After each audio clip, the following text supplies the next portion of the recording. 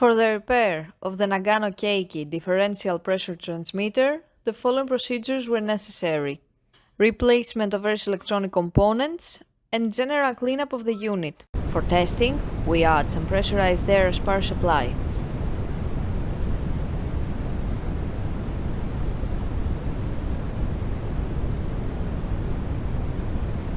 By manipulating the input signal, the unit responds accordingly, and we can see the output signal on the water columns.